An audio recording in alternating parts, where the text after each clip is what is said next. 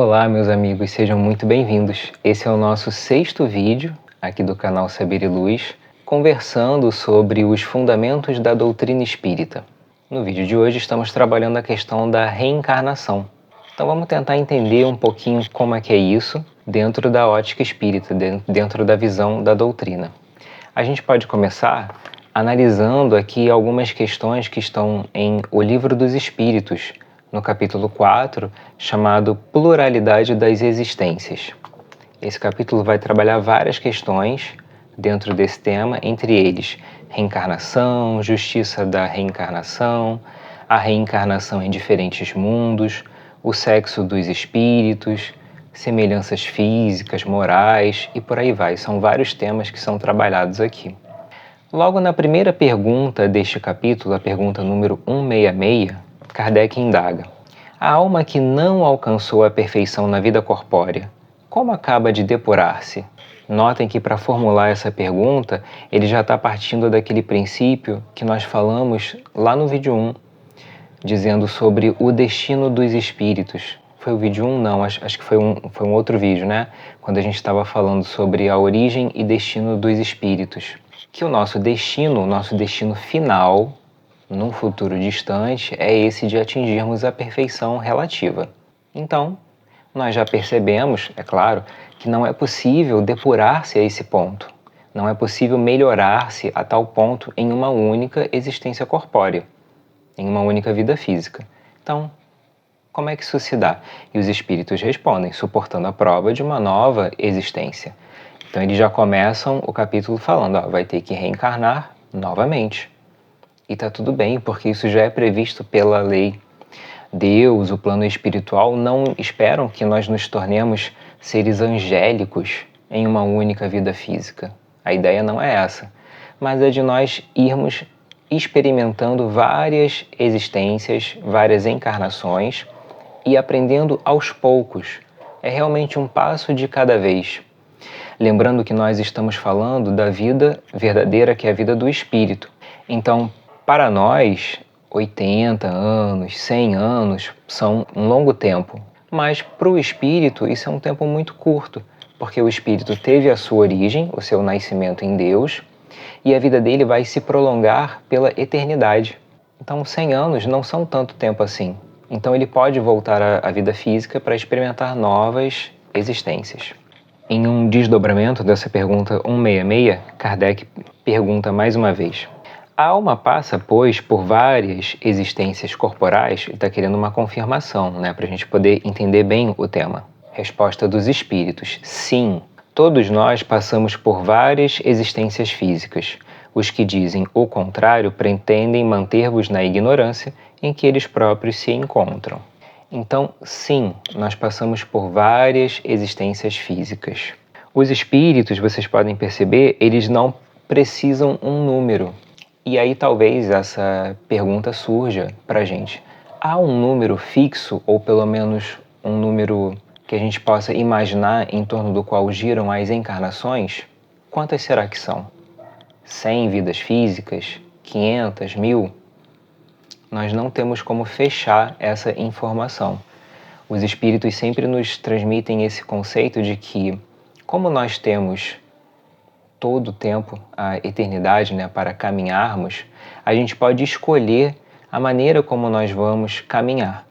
Alguns espíritos vão fazer o seu progresso em poucas encarnações, porque optaram por caminhos mais acertados, mais interessantes para o seu crescimento. Outros talvez levem mais encarnações, porque acabaram cometendo alguns equívocos, alguns erros a mais do que aquele primeiro grupo. Só que mesmo esse primeiro grupo que conseguiu fazer escolhas mais acertadas, ainda assim vai ter muitas experiências físicas. Porque nós estamos falando de todo um trabalho de aperfeiçoamento do espírito nos mundos físicos, nos mundos onde ele vai poder encarnar. Então, mesmo os espíritos que conseguem fazer essa caminhada rápida, a gente está falando de muitas e muitas encarnações. Não dá para precisar um número, mas com certeza um número bastante alto. Essa informação não tem a intenção de nos assustar, de deixar com alguma preocupação, não. É só para nós entendermos que isso faz parte do processo de aprendizado em que nós estamos inseridos.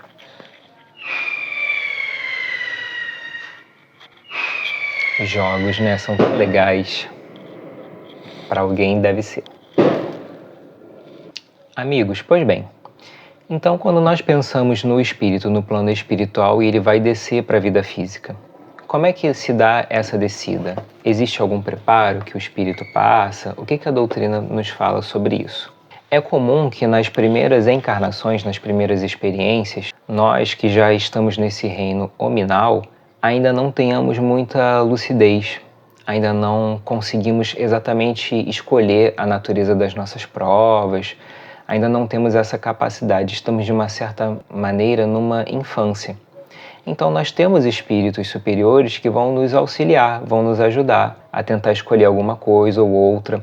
Se for muito no princípio das encarnações, talvez a gente simplesmente desça ao mundo atraído pelo próprio fenômeno das leis divinas.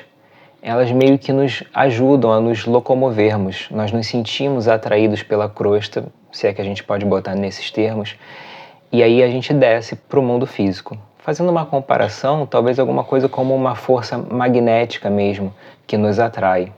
Em algum ponto mais à frente, já com algum grau de lucidez, a gente começa a conseguir escolher ou pelo menos conversar com os espíritos superiores sobre propostas de caminhada, onde que nós vamos encarnar, se é nesse país, se é naquele, se é nessa etnia ou em outra. A questão também biológica, se nós vamos nascer com um veículo físico biologicamente feminino ou masculino.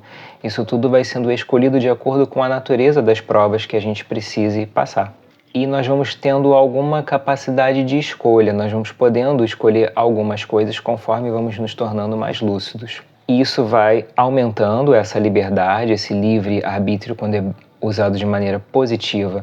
A gente vai tendo a oportunidade de fazer escolhas até chegarmos no nível dos espíritos superiores, que quando vêm ao mundo, e no caso desses vêm ao mundo em missão, a capacidade deles de escolha é total ou perto disso. Eles têm liberdade, como a gente fala assim, tem carta branca. Né? Porque como eles já são espíritos muito equilibrados, o plano espiritual sabe que eles não vão fazer escolhas que sejam prejudiciais, nem a eles e nem ao próximo. Então, pode decidir onde você quer nascer, onde você acha que vai ser mais interessante para cumprir a sua missão, pode escolher à vontade. Falando sobre essa questão do sexo, né? Como eu mencionei, qual veículo físico nós vamos descer ao mundo? O que o Livro dos Espíritos nos fala? Na questão de número 200, nós temos a informação sobre isso. Kardec pergunta: os espíritos têm sexo? Pergunta simples e direta. Os espíritos respondem: não como entendeis, pois os sexos dependem do organismo. Entre eles há amor e simpatia, baseados na identidade de sentimentos. Essa já é uma informação super importante, sobretudo no tema de hoje, para nós entendermos. Algumas pessoas nascem biologicamente masculinas ou femininas, mas o espírito ele não tem sexo. Então, o espírito que vai animar um corpo X, um corpo Y, é o mesmo. Dependendo das provas que ele precise passar, dos aprendizados que ele vai colher, ele vai decidir, ou ele vai ter a ajuda dos espíritos superiores para ajudá-lo a decidir em qual organismo biológico ele vai descer ao mundo. Olha que informação importante para a gente entender que qualquer forma de preconceito que a gente possa ter com o outro, porque o outro se veste de uma maneira diferente da gente, ou o outro tem um órgão reprodutor diferente do nosso, esses preconceitos com o estudo da doutrina caem por terra, porque os espíritos são os mesmos. Então, se pela questão do bom senso não era o suficiente para eu entender que eu deveria lutar contra o meu preconceito, pelo estudo da doutrina isso fica bastante claro. Inclusive isso que está sendo tratado aqui na questão de número 201. O espírito que animou o corpo de um homem em uma nova existência pode animar o de uma mulher e vice-versa? Quando ele pergunta aqui de mulher e de homem, ele está se referindo ao órgão biológico. Resposta: sim, são os mesmos espíritos que animam os homens e as mulheres. São os mesmos. Então qualquer ideia de maltratar alguém por conta dessa pessoa ter alguma coisa diferente da gente, perde totalmente o sentido. Mais do que nunca a gente percebe como é importante nós nos respeitarmos uns aos outros. Outra questão importante na reencarnação: os agrupamentos de família. Nós não nascemos na família em que nascemos por acaso. Há sempre uma necessidade de aprendizado ali. Então, a configuração da família é super importante para nós entendermos os aprendizados que nós vamos colher ali. Devemos respeitar os nossos pais, devemos ter um convívio pacífico com os nossos irmãos. Entre todos nós é preciso que impere a harmonia. Lembrando que, é claro, que essa harmonia ela não vai vir de maneira gratuita.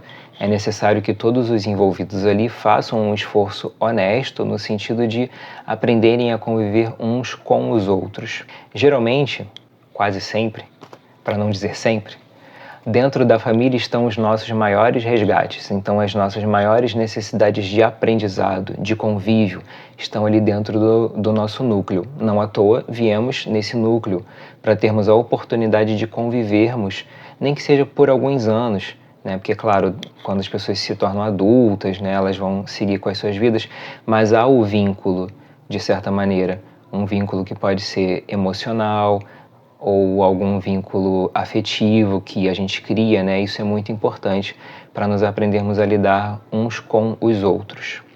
Outra questão que eu deveria ter dito isso lá no começo do vídeo. A questão da reencarnação não foi inventada pela doutrina. Outros povos mais antigos já estavam trabalhando esse conceito. Mas ele era muito mais frequente, anos atrás, quando a doutrina surge, ele era muito mais frequente no Oriente. No Ocidente, nem tanto. Né? Tinha, lógico, né? Mas nem tanto. Então foi bom quando a doutrina trouxe esse conceito para cá também, para nós vermos como é que ele realmente existe, ele faz sentido. E se vocês tiverem a oportunidade de pesquisar, vocês vão ver que na internet tem muitos casos até de crianças, de pessoas que quando eram crianças, hoje já são adultas, elas contavam que tinham lembranças das suas encarnações. Até teve programa de TV já sobre isso, mostrando como é que algumas pessoas conseguem, pelo menos no período da infância, trazerem essas lembranças. Isso tem um lado importante para todos nós enquanto estudo, porque vem confirmar que tudo isso que nós estamos estudando é verdade mesmo. Existe sim essa questão da reencarnação, já tivemos muitas existências físicas, vamos ter outras.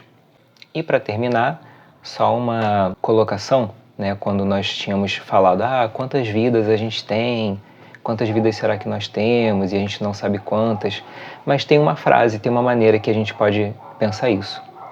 Em verdade, o espírito ele tem apenas uma vida.